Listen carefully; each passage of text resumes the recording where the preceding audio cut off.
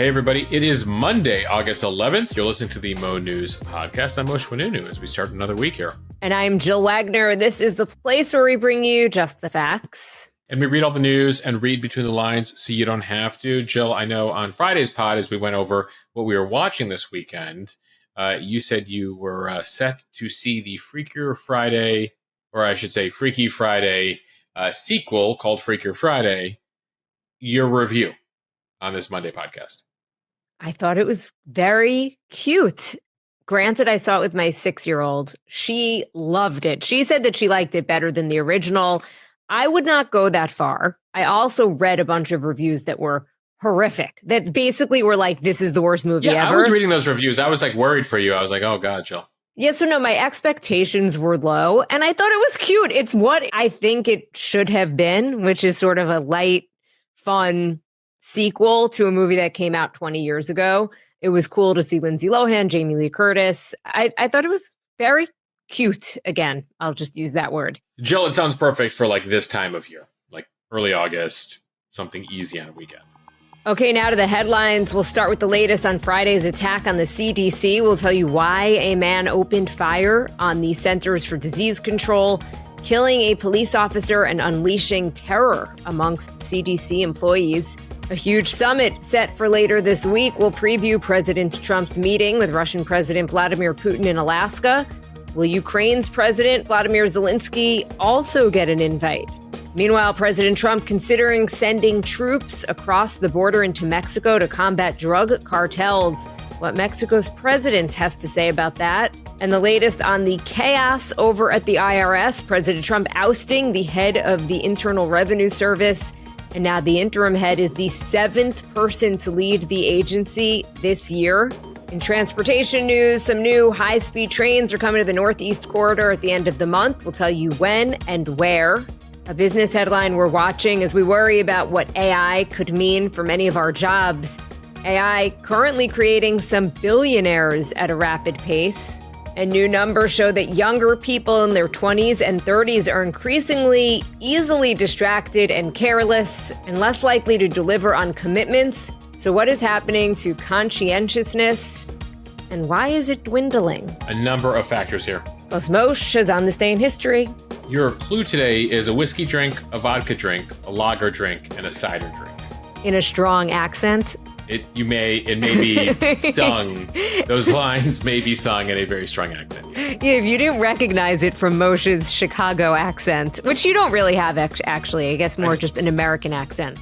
Yeah, I there are certain words that like my Chicago comes out, but I'm a Chicago suburbs guy, so it's not as heavy as some other Chicagoans. But that's your clue. If you are of a certain era, you definitely should have gotten that. Okay, let's start with that tragic shooting in Atlanta Friday targeting the CDC and the latest on the investigation. A man opened fire at CDC headquarters late Friday, killing a police officer and leaving CDC employees in fear for their lives. Some wound up trapped in their buildings for hours. So this happened at the end of the workday. It led to an active shooter alert at nearby Emory University. Police identified the shooter as 30-year-old Patrick Joseph White. He lived in a suburb of Atlanta. White was found fatally shot during the shootout, although it's not clear if he had been killed in an exchange of gunfire with police or if it was self-inflicted. He first tried to get into the CDC headquarters, but he was stopped by guards. So that is when he went to a pharmacy across the street and began shooting. Photos and video show bullet holes that shattered glass windows on multiple floors. Dozens of rounds were fired at multiple buildings. As for why he did it, the shooter reportedly had talked about his distrust of the COVID vaccine and blamed it for making him depressed and suicidal. A neighbor told the Atlanta Journal-Constitution that he was very unsettled and, quote, very deeply believed that vaccines hurt him and were hurting other people. Here is what we know about the officer who he killed. DeKalb County police officer David Rose was a father of 2. He had a 3rd baby on the way.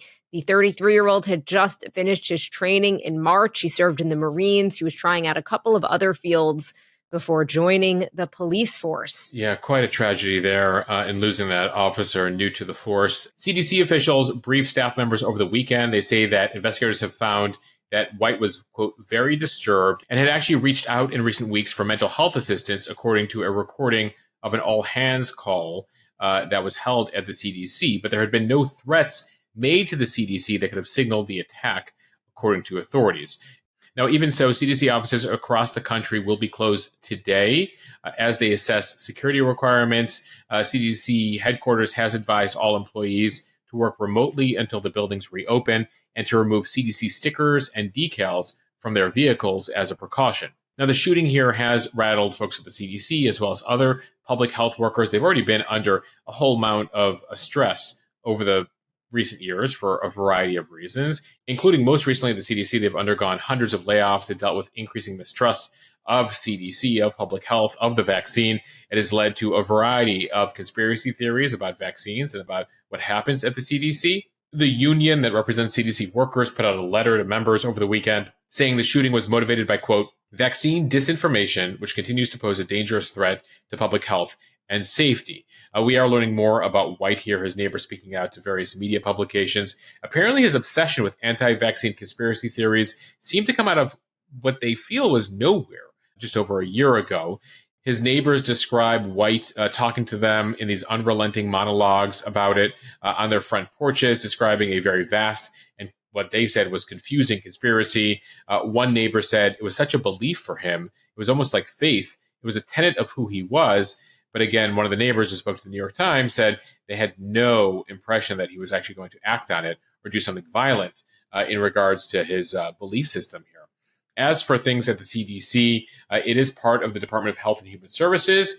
RFK Jr., the Health and Human Services Secretary, who took over earlier this year, he did in recent years describe the CDC as a, quote, cesspool of corruption.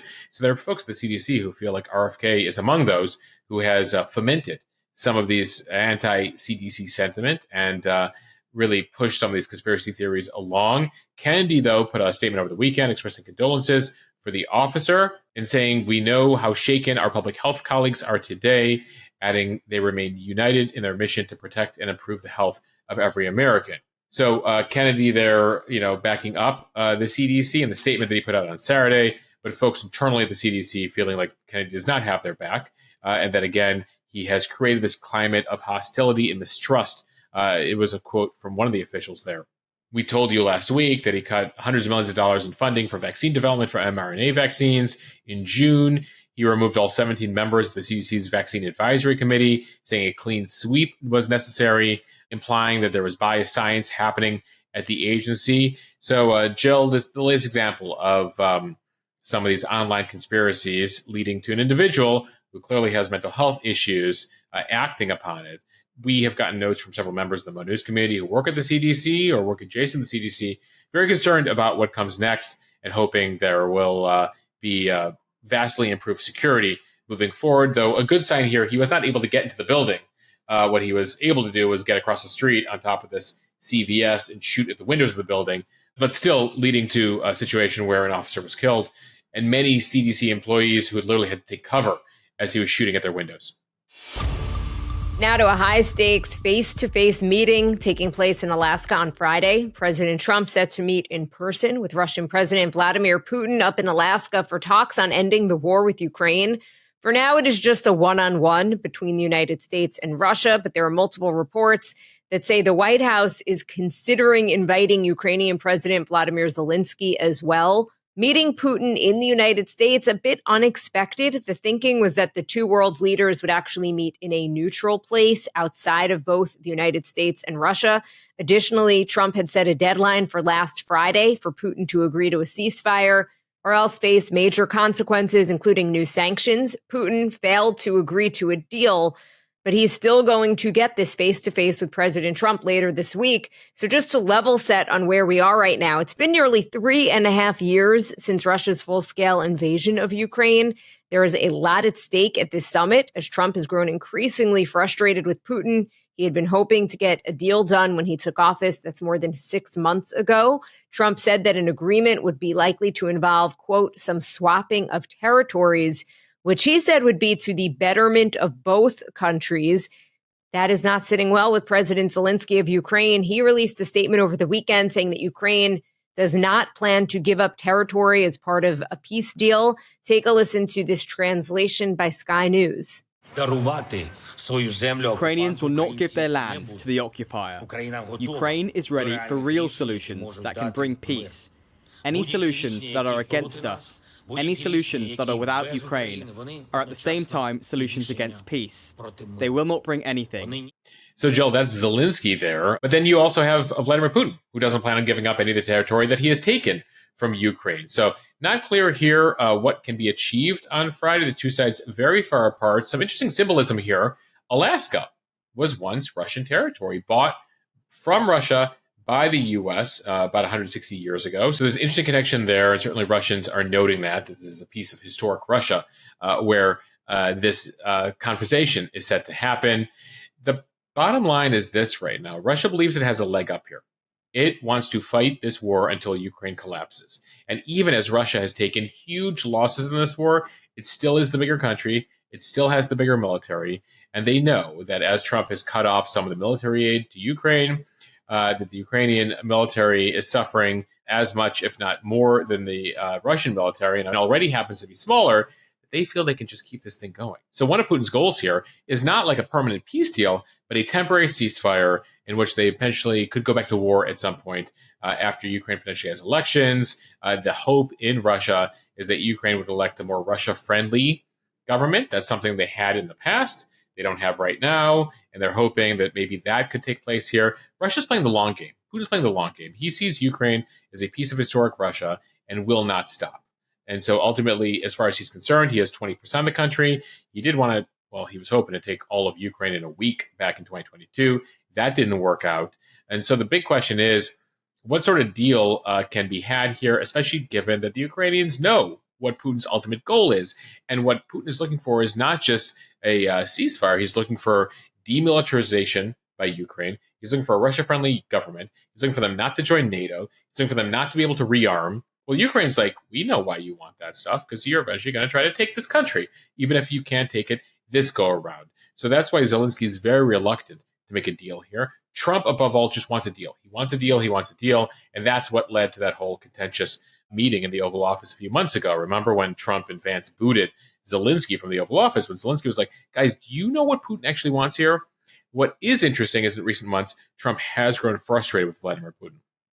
And so that's a key thing to keep in mind here. This is not Trump-Putin circa January or February. It's Trump-Putin in August.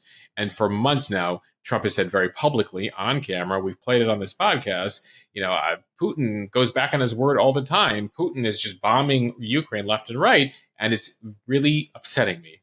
And he's used various, other words than upsetting me. But that's the thing. And remember, Trump last week said, if Putin doesn't sign this deal by Friday, sanctions, and I'm really going to do something serious about it. And what did we get on Friday when Putin didn't, meet the deadline? Trump's like, I'm going to have a meeting with him next Friday, which, by the way, is effectively seen by the Russians as a reward, right? A face-to-face meeting with the president for the first time since 2021, since before the war. So a lot to monitor here in terms of what could come next, but a lot of concern, nervousness from the Ukrainians as to what sort of bilateral deal might happen between Trump and Putin if ultimately the meeting in Alaska on Friday is just the two of them. Time for the speed read from the New York Times. The U.S. plans to use military force against Latin American drug cartels that have recently been deemed terrorist organizations by the Trump administration, and this includes across the border in Mexico. The goal is to stop the flow of illegal drugs, including fentanyl, which kills tens of thousands of Americans every year.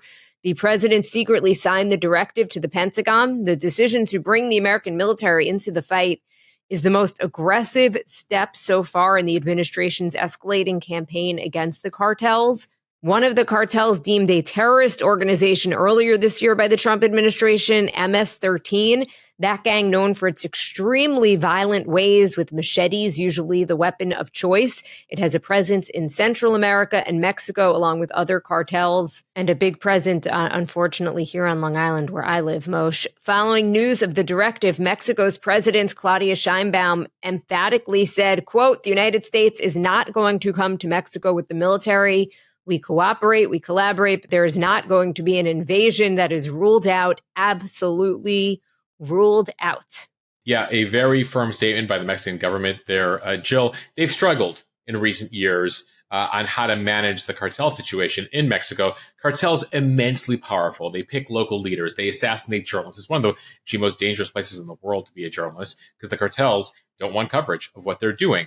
And even the Mexican military is very cautious about how they approach things. There have been various leaders in Mexico in recent years that have gone fully to war with the cartels. Well, that didn't turn out very well. Then you had the most recent leader before Scheinbaum that referred to a strategy of hugging the cartels, keeping them closer, but approaching them in a way that was slightly more cooperative in a way.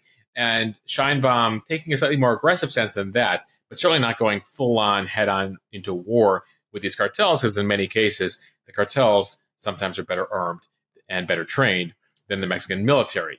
So it is interesting to see what she's saying publicly here, especially given what the situation is in Mexico.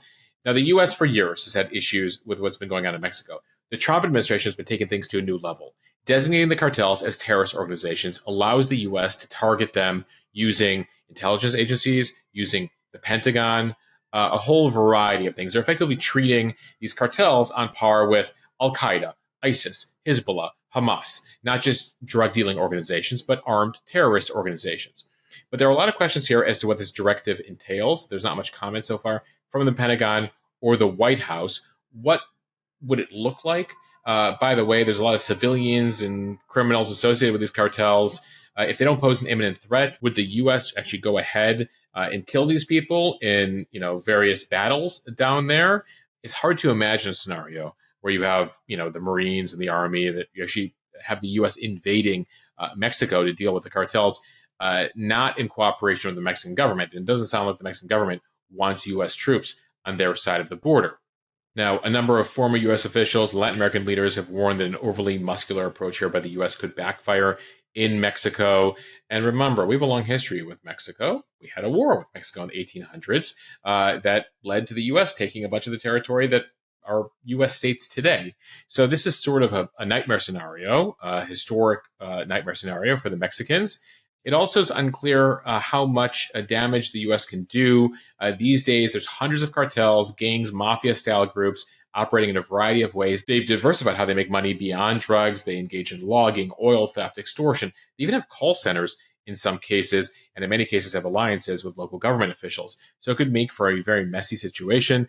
Jill, we should mention as we talk about all of this, one of the groups they've also designated a terrorist group is Tren de Aragua. That's based out of Venezuela, and the U.S. Raising the stakes on Friday, now offering a $50 million award for information leading to the arrest of the president of Venezuela, Maduro. He faces charges here in the U.S. People were sort of mocking this online. What do you mean information leading to his arrest? He's clearly in Venezuela. The point being, the U.S. knows he's in Venezuela, but by doing the reward and making this announcement, they make it more difficult for other countries to do business with Venezuela. And so that's one of the reasons they did that. From the Washington Post, the latest IRS boss is out of a job. President Trump ousting the head of the tax agency less than 2 months into the role. Billy Long is a former congressman from Louisiana. He was actually the 6th person to head up the IRS just this year. So they are now looking for the 7th boss in 7 months. Jill, just to repeat that, 7 bosses in 7 months. It is a chaotic time to be at the IRS as they deal with the cutbacks, given how important their mission is, given the concern about the debt and the fact that they're involved in tax collection, and to literally just have a boss every few weeks is a major problem. Do you want the job? It feels like the writing's on the wall. You're going to have it for a few weeks, and then you're out. Jill, there's a lot of players here, which we'll get into in a second. Right. So this comes after the Department of Homeland Security sent the IRS a list of 40,000 names of people thought to be in the United States illegally and wanted the IRS to use people's confidential data in order to verify their addresses. In response, the IRS said that it was only able to verify less than 3% of those 40,000 names. Officials at the White House reportedly then requested more information, which the IRS declined to provide. Yeah, there's a lot of folks at the IRS who are very concerned about this cooperation they're doing with Immigration and Customs Enforcement. It was always assumed they would keep this stuff separately because they're trying to ensure that, and we've told you this on the podcast before, there are a number of undocumented migrants here in America who pay taxes. incidentally. They get nothing in return from the government, but ultimately they're employed, and there's a way in which they can pay taxes. And the IRS has always tried to keep that separate to ensure those people actually pay taxes. And the assumption was, and the policy effectively was, that their information would not be used in immigration enforcement.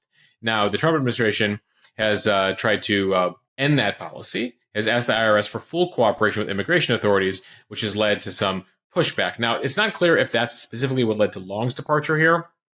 He apparently had a number of fights with the Treasury Secretary, Scott Bessent, in the past few weeks. Scott Bessent oversees the IRS as part of the Treasury Department. And so actually Bessent now is going to be the temporary head of the IRS until they find someone else to do this. But Long apparently didn't have a full understanding for everything the agency did. At one point, he said the tax filing season would start later next year. The IRS said, no, that's not actually what is happening, even though the boss said that.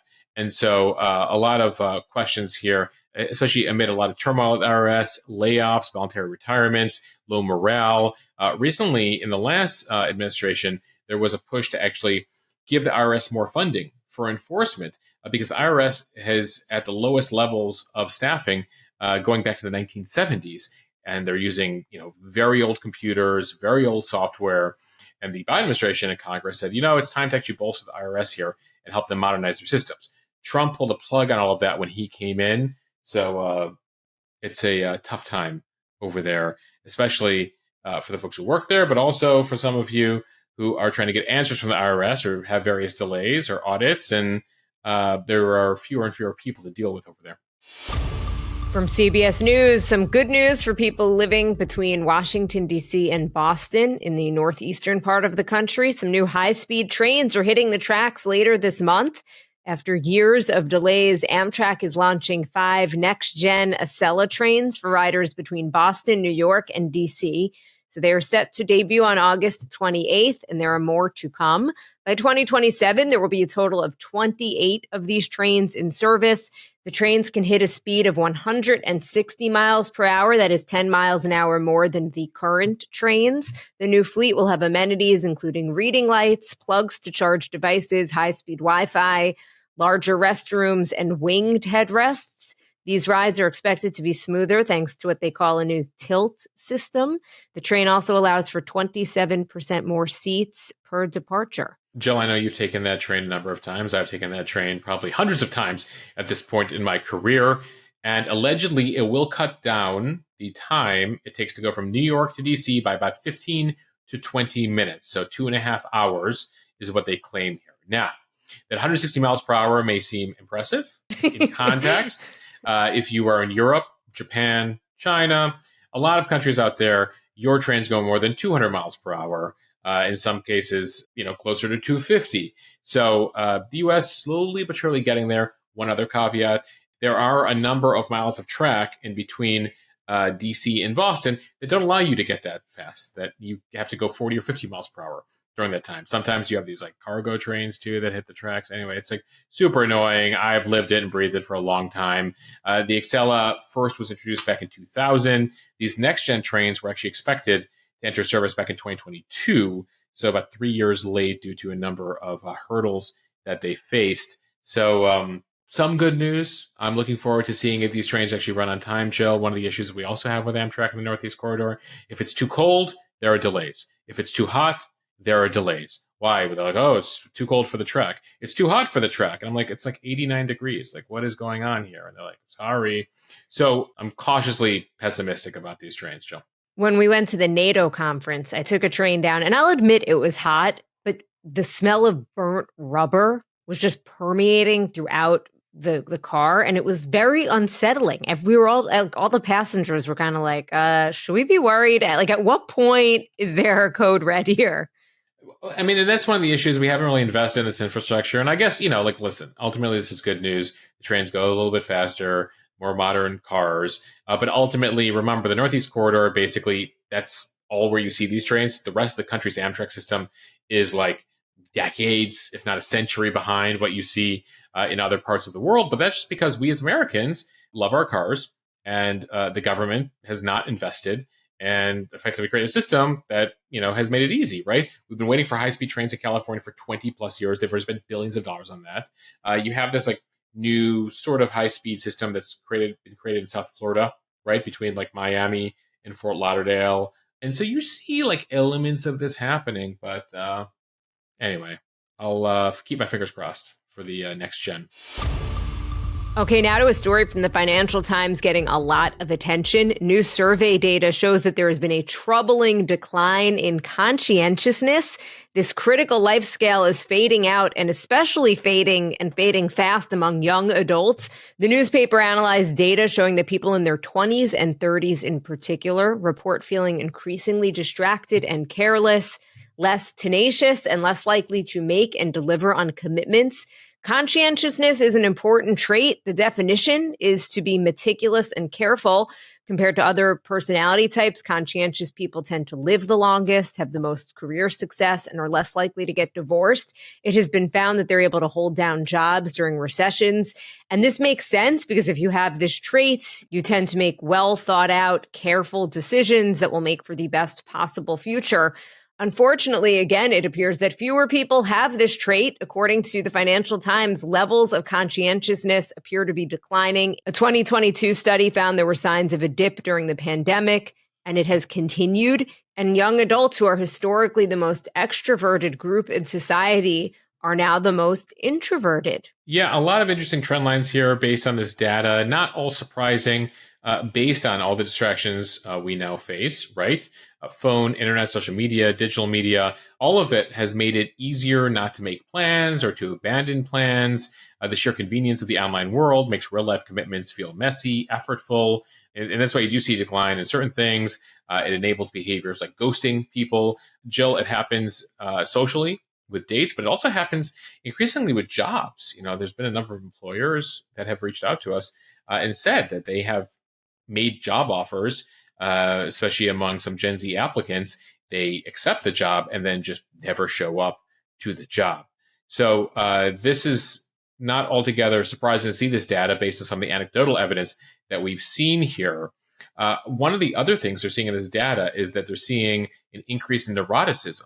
So an increase overall in neuroses and in anxiousness. Young adults, as you mentioned, feeling more introverted, less amiable, less outgoing. And so that's super notable here. Jonathan Haidt, who we had on the podcast last year, author of Anxious Generation, the New York Times bestseller last year, he called the report astonishing, says it mirrors his research. He wrote on Instagram that Gen Z is different in ways we as a society must work to change. This includes everything from some of the things he proposes in the book, delaying smartphones and social media for young people, phone-free schools, more in real-life experiences.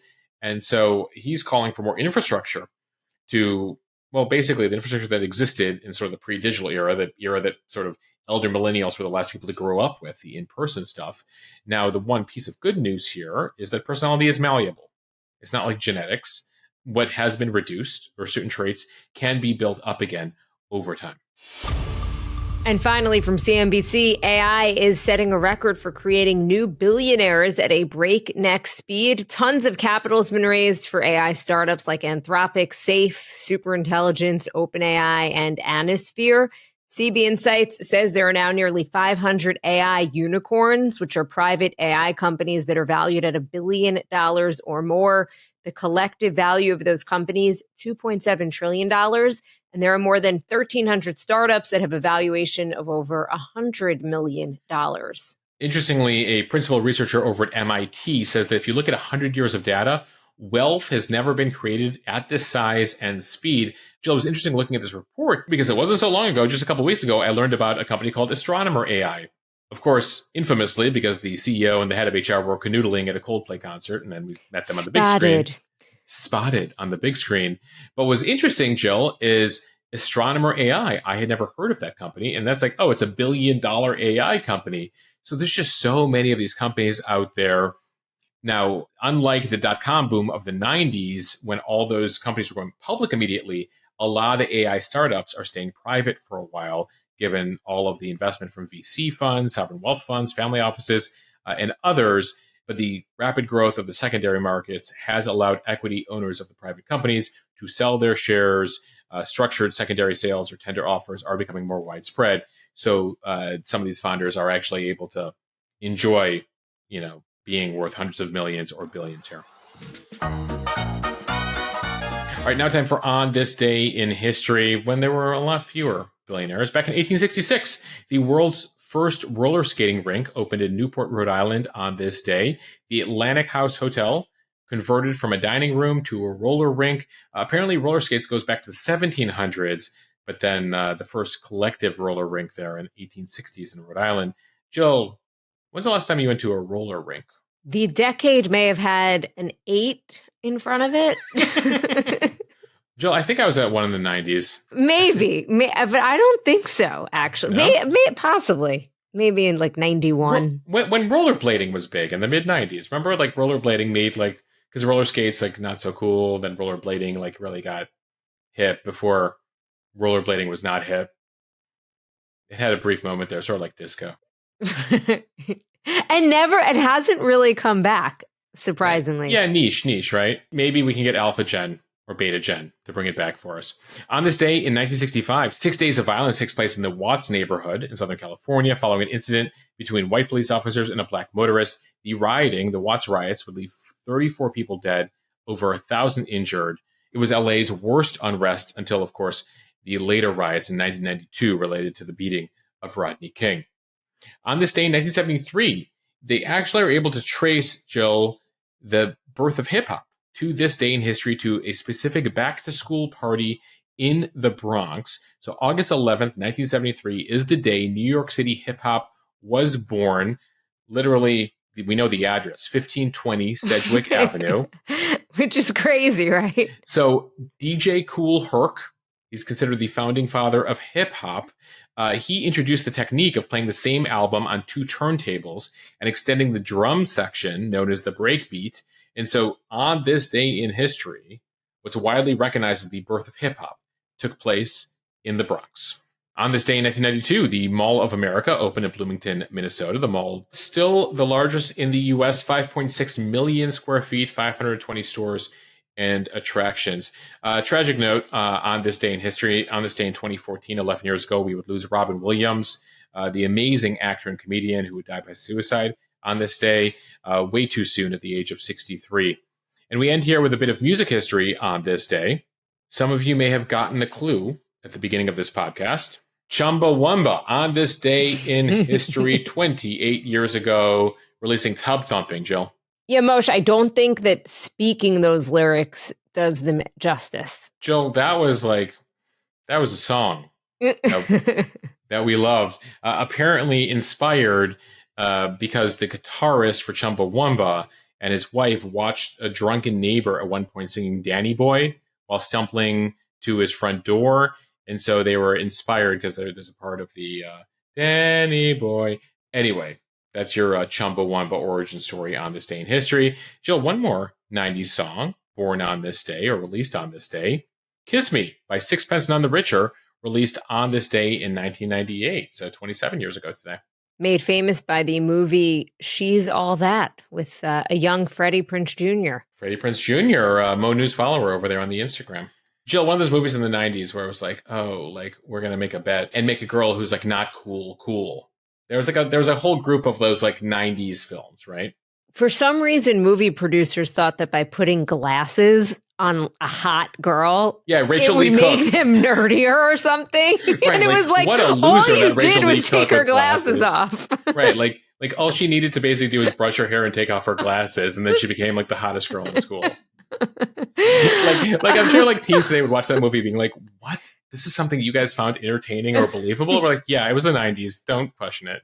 And they might even think that the pre-makeover Rachel Lee Cook is cooler than the post-makeover. Oh, totally. Right? Like that Rachel Lee Cook with the glasses like lives in Bushwick and is like much cooler than the rest of us. Yeah. All right, simpler times. Thank you guys for listening to the Mo News podcast. If you like what you hear, please share this with your friends. It will help us grow. Follow us, subscribe so you don't miss an episode, and review us in the App Store. And as we end the podcast here today, my daughter, Olivia, who is just shy of 23 months, I decided to hang out as we were beginning to tape here to take a listen to her debut here. Thanking everyone for listening.